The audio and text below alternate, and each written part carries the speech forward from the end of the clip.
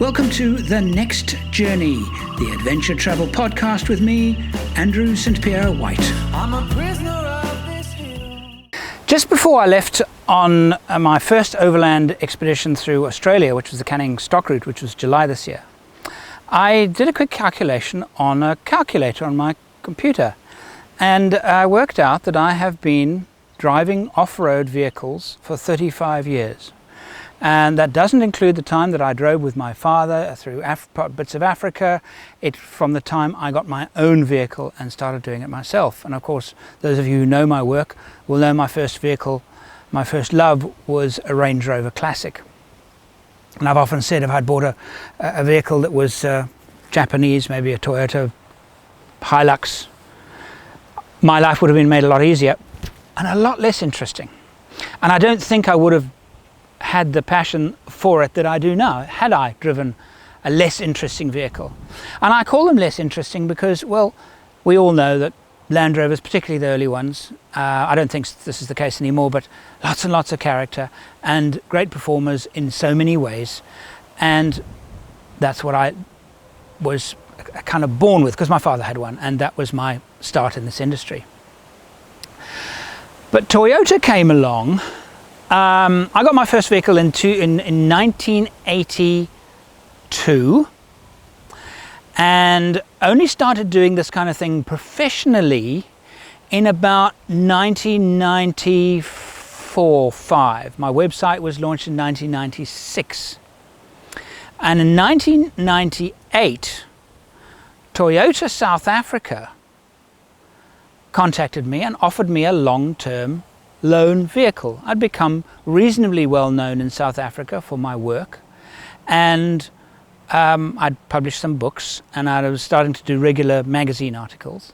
And they approached me, actually, the launch of the Land Cruiser Prado 90, which was the first generation Prado to be seen in South Africa, but the second generation overall, and called the Colorado in the United Kingdom. And going from Land Rover to Toyota was a big step for me, but it was a wonderful opportunity for me, because it was an opportunity. It was recognition that what I was doing was valuable by a motor manufacturer. This was amazing, and I jumped at it. I thought the Prado was quite good. I'd driven it on some off-road tracks, and I'd been to some events with Toyota themselves, and it was an impressive vehicle. It really worked well, and I took it. And often we as four-wheel drivers, if we're brand loyal, and I was enormously brand loyal to Land Rover at the time, we tend to snub our noses at it's just it's only it's not one of us kind of thing, and that's very, very common. And particularly with I wouldn't say particularly with Land Rover people, we all do it. Land Rover people, myself included, kind of look down on other vehicles. Given the GX model, which was the basic model, Land Cruiser 90 had the 3-litre turbo diesel motor, that the KZTE engine. And it was, by comparison to my Land Rover Defender, powerful. It carried a load really quite well for an SUV, was really comfortable. Compared to my Defender, it was immensely practical and comfortable. And I really liked it. I really did, and I was impressed by this vehicle. So much so that at the time I was starting my family and I was building a house.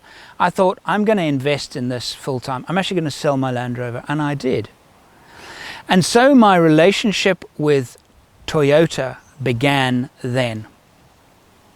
And it began with that vehicle, and I have some stories to tell. It was and it still is a very positive relationship. I don't have a relationship with Toyota at the moment, and haven't had for the last 3 or 4 years, because I no longer deal with them. Australia, I sent them a few things about what I was doing, got nothing back, not as if they're just not interested. Toyota UK, supremely not interested. Anyway, I won't go into details. And bought this myself. My only relationship with Toyota now is a relationship with my local dealer that has been doing me a few favors here and there, and service great, excellent. That's as far as it goes for now, right now. But back then, it was a very, very serious and meaningful part of my business. Sold a Land Rover, started to drive my my loan Toyota, and kept it for a year. Soon after, no, it was actually while I had it, they needed it for something, and I had to give it back to them for 2 weeks or something, right at the point. I don't know why. I vaguely remember, but I remember it was during that period, and I needed to do a trip. I wanted to do a trip to Zambia and Botswana, and they didn't have one, and it was big panic. Oh dear, we'll find one for you. And they found one belonging to a chap called Von Krause, who was running the Continental Off-Road Academy in South Africa at that time. And while Von and I got on reasonably well, I wasn't impressed with the school, because I thought a lot of the techniques they were teaching were very poor, and some of them were absolutely wrong. But nevertheless, they had a good, tight-knit relationship with Toyota as well. And I was loaned Von Krause's Land Cruiser Prado. He also had a Prado on loan, a press Prado on loan. And I remember packing it up and leaving Johannesburg. We had to have a roof rack fitted because mine had a roof rack, and there was all of this big thing to get it ready, and left Johannesburg, and it broke down. We got about 3-4 hours north of Johannesburg and went into limp mode, and I crawled into the service station at a town then called Pietersburg. Polokwane? No, it's not Polokwane, is it? I don't know. Anyway, all the names have changed. And it hadn't been serviced since its first service at 5,000 kilometers. Hadn't been serviced in 22,000 kilometers. And that's why it broke down. Fuel system was blocked. Anyway, they changed all the filters, did the filter, okay, and we lost a day. Not a big train smash. And then did an amazing trip through Botswana and parts of southern Zambia. And that was the vehicle, those of you who know my videos, where my friend Jacques and I got stuck on the salt pan, and where we nearly died. Jacques and I, let me introduce you to Jacques. Give me the camera. He's the one holding the camera. He's very dirty at the moment. Okay. Jacques and I we've been filming how to cross pans.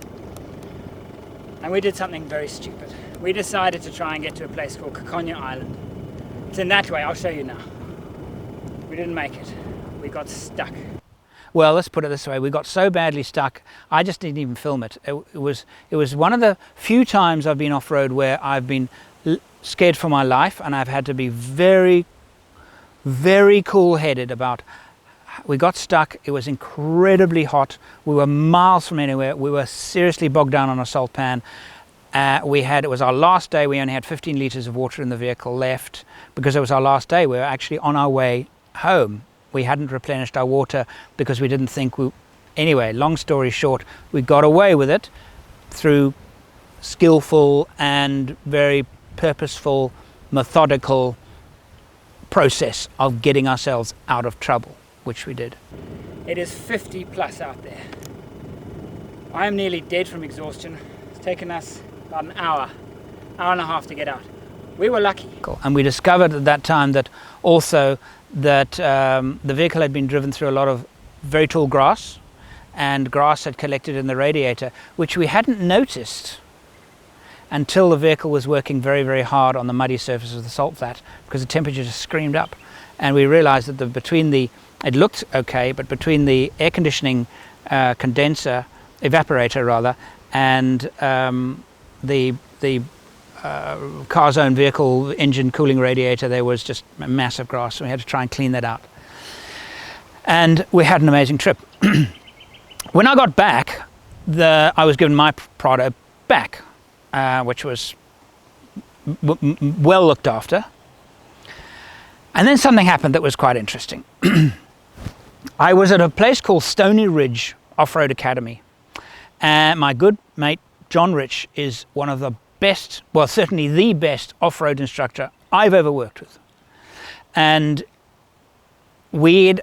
I decided to try, let me see if I can, bring in guests and I'll kind of be involved with John teaching you off-road driving skills. And we had about 6 or 7 other vehicles there. And I realized at that time I wasn't terribly good at it. I was a little bit impatient, and where John is supremely patient. And he's just a very, very good instructor. But anyway, we had a good weekend. And there was a very, very deep water crossing, and I was demonstrating a water cross. I took a bad line through the water, and the water just suddenly broke over the bonnet and the engine stalled. And I had never been in this situation before. And I remember reaching for the keys to restart the motor, and I thought, no, hold on a minute, whoa, stop. Bad idea. Really, really bad idea. And I shouted to John. The water was filling up, and I climbed out, and the car was full of water, and we pulled it out. And then I was taught something really interesting that I didn't know. John taught it me. John ran this off-road driving school, but he was also an ex-diesel mechanic, mechanically very sussed. And he said, no, this is the way we have to sort this out. Firstly, we find out if the engine has ingested water. Out comes the air filter. If it's wet, the answer is yes, it has. Okay, you must make that assumption. If the water has got as far as the air cleaner, it had.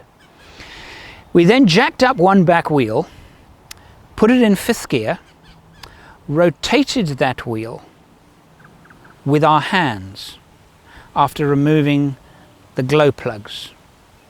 And water was, as the engine was turned over by our hands on the rear wheel, it rotated the engine, and all of the water was squirted out all of the glow plugs. Glow plugs are easier to remove than injectors.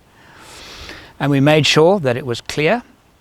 We cleaned out and were very thorough in terms of the inlet manifold, making sure there was no more water.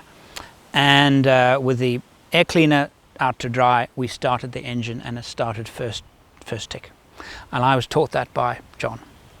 And I wrote about it in a magazine article that I was writing. At the time I was writing for Leisure Wheels magazine.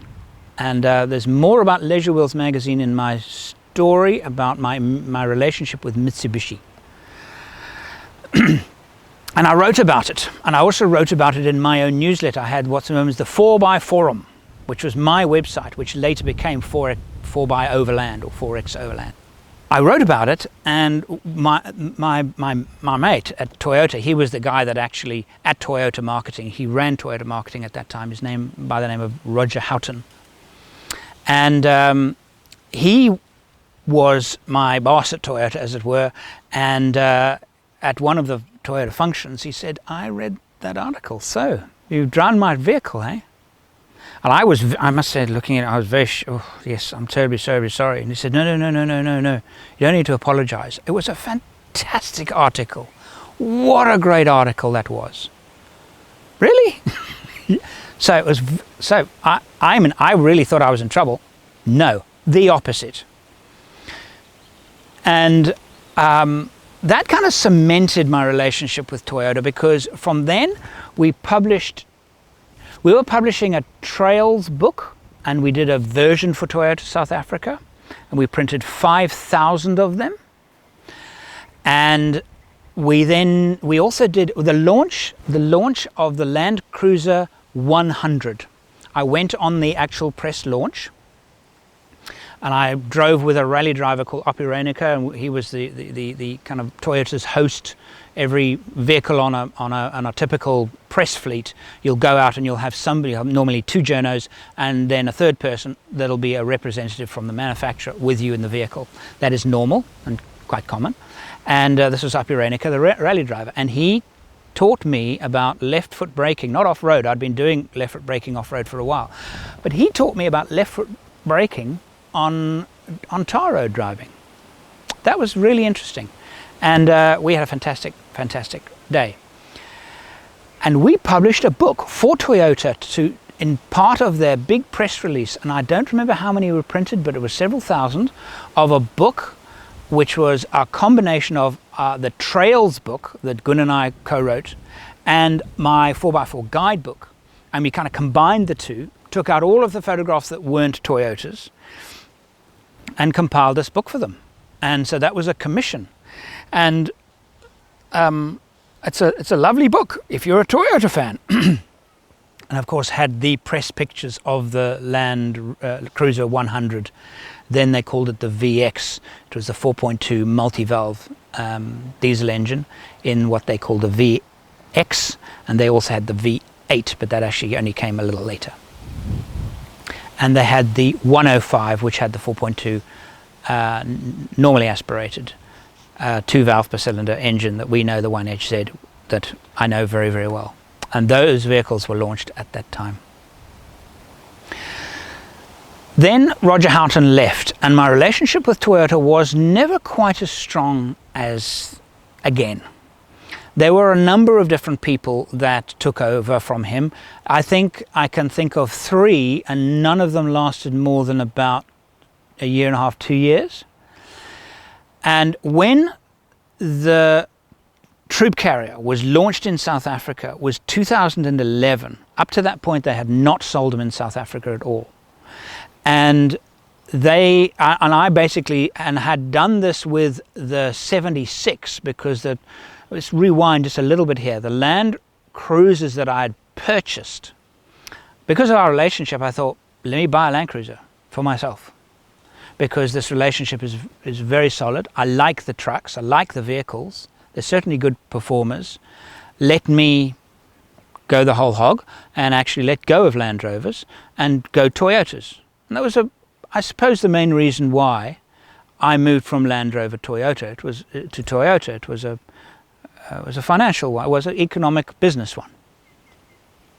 And I bought a Land Cruiser 79. It had a 1HZ engine, but the old style front and the old style dashboard.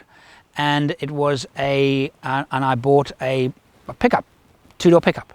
The 4-door 79 or 4-door Land Cruiser pickup Ute was not available at the time. But I had it converted into a 4-door, so it was now a 4-door Ute. And there was a company in South Africa called Miano & Son doing conversions, remarkably similar to what Toyota now do. Really, very, very similar in shape, design, very, very similar. And they did a good job, but I didn't like the vehicle because it was just so grossly underpowered. Well, that's the end of our Land Cruiser conversion story. We began with a 2-door Toyota Land Cruiser pickup, built it into a 4-door double cab, added a multitude of fittings from suspensions, bull bars and winches. The Cruiser comes with a choice of 2 engines, a 4.2 diesel or a 4.5 petrol. I feel I made a mistake here. I chose the 4.2 diesel. Trouble is, with the additional weight, it became quite a sluggish vehicle on the open road. Aftermarket turbos are not really a practical solution for this engine.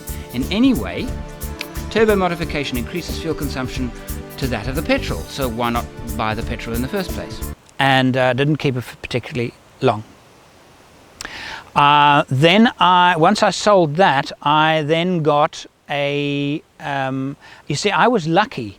Because of my relationship with Toyota, I would, as soon as a new vehicle was launched, or even just a press fleet, I would go to Roger and say, can I have one of your press vehicles? And I'd get it at a really good price. Not cheap, but a very advantageous price. But they were press vehicles, and press vehicles were often they were a bit abused. The press don't look after four-wheel drive vehicles. They're actually notorious for damaging four-wheel drive press fleet vehicles. And but I would get, and I got the pickup I didn't get. I bought that new, but they gave me an extremely good price through one of their own fleet dealership system. I bought a 105 that I got at a really good price too. It was brand new, but it had the 4.5 petrol engine in it, and it was a wonderful vehicle. I still love the 105, but that vehicle was so thirsty. So, okay, just a quick little anecdote of how thirsty that vehicle was. I did everything I possibly could to improve its fuel consumption. And one of the things I did was I chipped it, and I added I had the head worked with all of the valves that had a 4-valve per cylinder engine, all of the hulls ground and the inlet manifold ground and the whole head worked. So this thing really pushed a lot of power. And I did the exhaust, and this was to improve fuel consumption. Made no difference. I barely measured 0.5% difference, if there was a difference. In fact, it was so low I couldn't even state that it was actually improving it. On a trip from my hometown in Cape Town to a place called George, which is east, 6 hours, I left at 3 in the morning for a conference, for a big off-road conference. I'm not a fast driver. I'm just not a fast driver. I generally drive, I'm happy with the speed limit. I just am. But this particular occasion, late at night, I burned it, and I was sitting at 140. I suppose I might have hit 170 on the clock once or twice, but I was sitting at a good 140, 150, 160 the whole way, mountainous roads. And this engine just performed. And I got 15.6 litres per 100 kilometers. The best ever fuel consumption I got with that vehicle. When I turned it around, I stayed there one night. The next following day, I went back to Cape Town, 6 hours. There was what they call in Cape Town as the southeaster blowing. The prevailing southeaster wind. I had a tailwind blowing me. But it was now ordinary, Sunday afternoon, and I drove at the speed limit. And 18.2 litres per 100 kilometres. It doesn't make any sense. I know. It doesn't make any sense. But that's what happened. So now that was so then I sold my petrol 105 and bought a 76, also with a 4.2, the 1HZ engine. A little bit underpowered, but it was a lighter vehicle, and I quite enjoyed that vehicle. But then I thought, I just loved the 105. I wasn't in love with the 76, so I actually bought a used 105 diesel. And that vehicle also, 1HZ engine, and I loved that vehicle. And I did so many major trips in it. I did my searching for the Okavango, my longest ever expedition. And what a fantastic truck that is. I absolutely love it. It's a little bit on the heavy side, but just comfortable and practical. And I sold it. I think I had it for about 4 years. And I sold it after I got my first troop carrier. And it was a reluctant sale, but the troop carrier was such a big project. And that happened in 2011. And again, I went back to Toyota and I said, you've got the troop carrier, you're launching the troop carrier. Can I have one of your press vehicles? And he said, okay, I'll tell you what we're going to do. We've got 2 press vehicles. We're going to organize you one of them. And I said, but what I want to do is I want to organize a following deal. I want to keep it for one year, and then I'll buy it from you, less depreciation. And I worked out costs and everything, and I reckon I'd get it at a good deal. And he said yes. So having said yes, plans were put in place. I was going to get me a troopy, but I knew that this was going to be more than just getting a vehicle and then getting some accessories and bolting it onto it and making it into an overland vehicle. This was going to be something very, very special. And the chap that was then running marketing at he was a difficult guy to get on with, and I think that I don't want to say negative things, but I think he found the job a bit of a challenge. Where Roger was just this natural things they just happened. With this other chap, it was more of a challenge, and it was more of a challenge for me to, you said this, we've got it in writing, because there was a long time between that and actually getting given the vehicle. And I remember there was a big motoring show in Nasrec, which is a big expo center south of Johannesburg. And I would get the vehicle after that. So I actually went to the Nasrec showgrounds, and there were no troopies there at all. And I thought, what's going on here? My heart sank. Well, I was supposed to get the one at the showground, and there wasn't one at the showground. And what it was was that my one actually had been used as the photography vehicle, the vehicle that was being used for all the press shoots. And apparently that's why it wasn't there, but they had a whole lot of other Toyotas there. But anyway, that's what happened, and eventually I got my vehicle, and I was very relieved, because there were many times where I thought, oh, this is just not going to happen. So when it did happen, oh, wow. And then my challenge was, and this is kind of less to do with my relationship with Toyota than my relationship now with other people that I depended upon for building the troop carrier. And it's the build of the troop carrier is in a separate video linked above. But that process was quite new to me, because I actually started a business in South Africa that I would actually consult for people and build vehicles for clients. And it turned out I wasn't terribly good at it. Not that I didn't struggle building the vehicles. We built some beauties. But I had a partner join me, and that didn't work out, because he just it was one of these he just basically took over, and I wanted to do it this way because of my experience and my knowledge, and no, we do it this way, no, we do it this way, no, we do it this way. And so I thought, well, what am I doing here? What is it all about? This is one of the reasons why it failed, because I wanted to do it a certain way, and and it had started with, I want to build the ultimate Land Cruiser camper, overland camper. Just such a beauty, such a brilliant vehicle. And I came up with the idea of the lifting roof. I came up with the internal bed. And this was all something that I'd worked on. And I didn't realize that they were doing this in Germany. I hadn't seen any pictures. And when in the middle of this, somebody said to me, have you seen the ones in Germany? I said, why? Are they doing it in Germany? Yeah, they've been doing it for years in Germany. Do you want to see the pictures? And I said, no, I do not want to see the pictures. Please don't show me the pictures. This is what I want, because this is going to be amazing. And I think I was actually right, because I still think the Alucab Hercules is better than anything made in Germany in terms of practicality, and just it's the best I've seen anywhere. I'm not talking about the interior designs and things like that, but just the mechanism and system for raising the roof and everything. It is as good, if not better, than anything I've seen by any manufacturer anywhere. And I don't think I'm saying that just because I helped design it. I just think it is.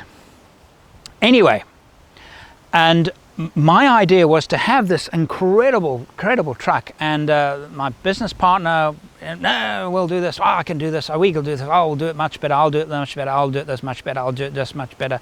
And it just took the wind out of my sails, and I thought, I thought I was going to enjoy this process of innovative and interesting, and dealing with clients and finding out what they want. What do you want to do with your vehicles? What kind of trips do you do? The kind of load do you want to carry? The distance, blah, blah, blah, blah, and then building these vehicles. And I had enormous trouble with some of the equipment retailers in South Africa that I wanted to use some of their products. And some of them said to me, well, you take everything from us, or you take nothing. And then I said, well, that's not the point of this project. The project is that I can cherry pick the best, and I'm not linked to any specific manufacturer or brand. That's the point. Because if you go into this shop, they'll sell you this brand, this shop, that brand, this shop, that. It's exactly the same in Australia. And so you as the buyer need to actually go to the different places and pick and choose. And a lot of people do. They get a lot of information from all over the place, and they do that. But I wanted to be able to do that and say, my experience with this particular vehicle, these springs and these shocks and this bull bar, and this winch and this thing and that shower and all of these different things. And I pushed through. And eventually my business partner and I we split up. And I remember when the troop carrier, now it's not the one behind me, for those of you who don't know my history, it's the one that I built in South Africa from 2011, 12, 13, and in 2014 took it to the UK, and it was actually sold in the UK in 2015.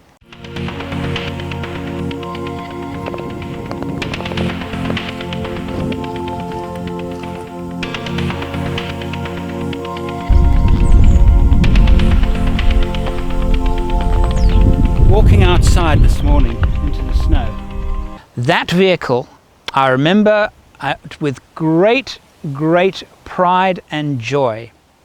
It was the big Getaway Show. The Getaway Show is the big it's a 4x4 travel show held Johannesburg at the beginning of every September.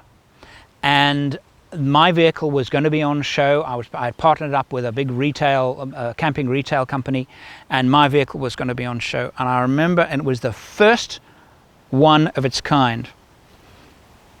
And I remember as I reversed it into this spot under the lights, there were 4 or 5 of these guys, including my ex-business partner, standing there, jaws agape.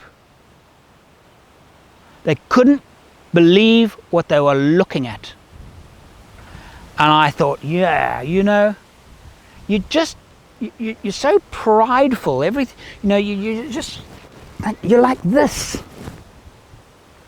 And instead of like this, you're not like this at all. You're like this, you protect, you know, no. The people that I built it with, and Alucab is one of the major ones that I built that worked with me on the truck. They didn't do that. They said, what have you got in mind? And they'll say, well, do it like that. I remember them talking about the roof. We'll put it like this. And then they said to me, we can take the roof right to the front. You can? Yes, there's no reason why we can't. Really? Because I hadn't drawn it like that, you know. And I remember the bed thing that comes down, saying to them, well, the pillows are going to fall down, which is the problem with a lot of the German ones. The pillows are going to fall down. So we'll just put another latch in there, which they did. They subsequently made it a bit wider from my prototype, and they've made some tweaks.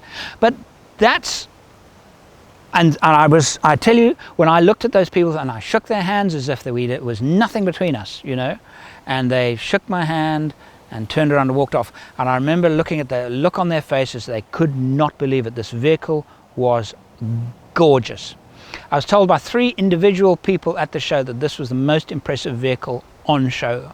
Okay, and I guess in a way it was, because it was different, it was new, it was the first time in South Africa, and it didn't win any prizes with the organizers as best vehicle, because you have to have spent a lot of money on a very, very large stand to hope to win best vehicle prize. But it was a great sense of accomplishment to me personally that I had built this truck. And subsequently I built a few trailers for that. I never built another troop carrier for a client, but I know of several people that actually there's Bush Law campers came to see my vehicle and immediately ordered 3 or 4. I know several people that actually were my vehicle was parked at a Toyota dealership down in Cape Town for a while, and people actually just saw it in the window and looked at it and went in and ordered, and so it was a win-win-win situation across the board.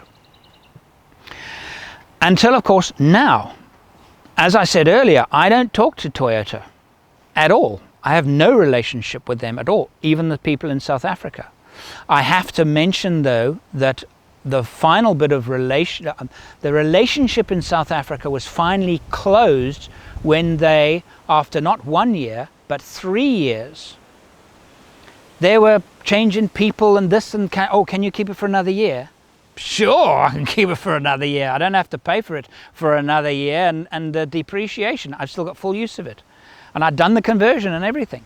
So that was very, and then a 3rd year, yes sir, I don't mind at all. So right at the end, when I went to Johannesburg to finally settle up, I went to see the people there, and they said to me, thank you very, very much for what you've done. We've loved the work you've done. And in fact, they didn't hand me the keys. I remember clearly now. They said, we've looked for the spare keys and there aren't any. I said, oh, that's a important point. And she said, no, that's actually not unusual. I'll tell you why. Yours was the first of 2 to enter the country. They're used for homologation and photography purposes, and they normally don't come with second keys and a service book. Very common. So now we know it's yours. And they said, no payment. And I like to tell people about that, because at the time I was living in England and things were quite tough, and that vindication that my work was valuable to Toyota, and that was wonderful. And in fact, something on a personal note here, it was that vehicle that I had in the UK that enabled me to come to Australia, because I sold it for quite a lot of money. And I had made all those programs, all those videos, enjoyed the vehicle thoroughly, and learnt an enormous amount about troop carriers and what they're all about, and this conversion. And I've now replaced it with a brand new one. So they're happy, and I am ecstatic with my new Toyota. This is my, let's go through, 79, 105, 76, 105 troop carrier. This is my sixth Toyota, sixth Toyota Land Cruiser. Breakdowns, I have had, I've lost a fan belt on my 1HZ 105. I lost fan belts on 3 separate occasions. I used to carry spares, and I found out that in fact the only reason why that happened was the genuine Toyota fan belt was not genuine at all. Bought from a Toyota dealership. It wasn't. I actually took it broken, and the shape was wrong, so it generates a huge amount of heat because the shape was wrong. Okay, how about that? That was interesting. And I had some timing problems on my 1HZ, my 76, and I had a immobilizer failure on my 105 1HZ. And to conclude the story about my relationship with Toyota, I'm going to tell you about that breakdown. I remember it was 4 days before my epic Finding the Okavango trip. I took my daughter to her stables, dropped her off, went in to start the car, and the car wouldn't start. It just would go, nice healthy battery, healthy starter motor, no, didn't fire. Which with a diesel engine, that means no fuel. If it's cranking well and not firing, it has to be fuel. There's nothing else. Why wouldn't it have fuel? Broken fuel pump.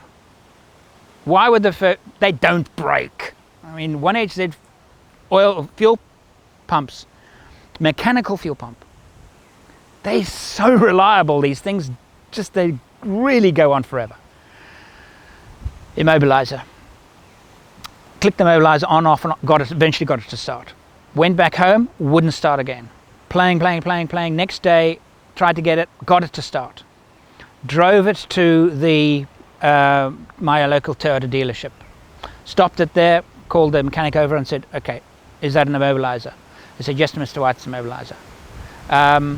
Well, let's see what we can do, because I knew the one of the people there quite well, and he was very helpful, and he said, don't worry, Mr. White, we're going to help you out right now. Because generally speaking, the service, it's pretty good, I suppose. I'd certainly seen quite good, quite. This is about to ruin it. Went into the workshop. Yes, Mr. White. We'll sort you out now. We're just gonna. And the bonnet was open, and they were walking around it, looking inside, poking around. Now I know this engine bay.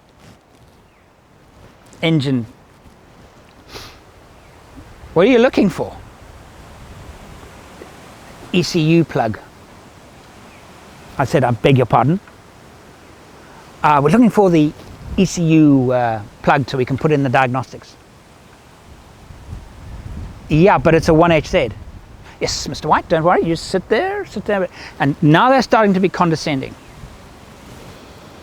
So I eventually, an hour later, no, just got to find the ECU and then we'll do a diagnostic. Doesn't have an ECU. Eventually I called the workshop. I said, bring the workshop manual over here. And I remember face to face. And I said to him, I looked at him in the eye and I said, please listen to me. Listen to the words I say. I know for a fact the vehicle does not have an ECU. It doesn't have one. And I remember, so please stop looking for it. He said, yes, Mr. White, one moment please. He went out, came back and said, we're terribly sorry, you're right, it doesn't have an ECU. That took an hour. I had phoned my wife and said, Gwynnie, please can you bring me my toolbox? She had arrived soon after the altercation with the service manager, I then walked into where my vehicle was and opened the bonnet. One of the Mackies there had given me a lead light, and I had now traced the wire to the immobilizer, and I was figuring out how to remove the immobilizer, because I had made that deduction that it had to be the immobilizer. A voice behind me as I'm lying over the engine. Excuse me. Yes. Can you tell me what you're doing? And I looked at him and I said, "Are you a auto mechanic? A auto electrician?" He said, "Uh-huh. They just phoned me and they said we've got a customer going mad." I said, "Did you tell them it doesn't have an ECU?" Again, yeah. They had phoned him. The Toyota dealer had phoned the auto electrician to find out if this thing had an ECU. And then they'd said, "Please come, we've got a customer going mad in the workshop." I said, "It cranks, good starter motor, no firing, okay? Pump, immobilizer. It can't be anything else. Am I right?" He says, "Yes." I said, "Do these things pumps break?" He said, "Not very often." I said, "Do the immobilizers break?" He said, "Every now and again." And I jumped off the stool and he climbed in there, and I said, "Have you replaced one of these? Have you sorted one of these times before?" And he said, "Yes, I have." And climbed in. Within 15 minutes he had the immobilizer out, and we ran a jury wire, so now the vehicle had no transponder immobilizer at all. We bypassed it. And I did my trip, and I was actually very grateful, because imagine if that happened a week later, I would have been absolutely... No, I wouldn't have been completely, because I knew what it was. But I would have had to do a major breakdown in the middle of Angola, which wouldn't have been fun.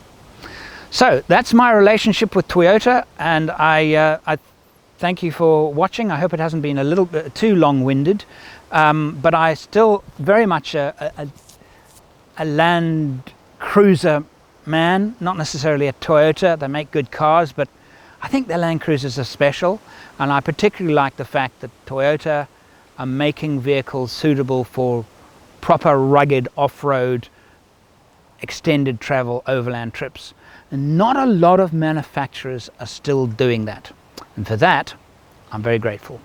Thank you for watching. I hope you've enjoyed my little story. There are lots of wonderful stories ahead. You'll find them on the Next Journey podcast broadcast here, where you found this one, and where all good podcasts are broadcast. Weekly, on Sundays, The Next Journey. See you next time.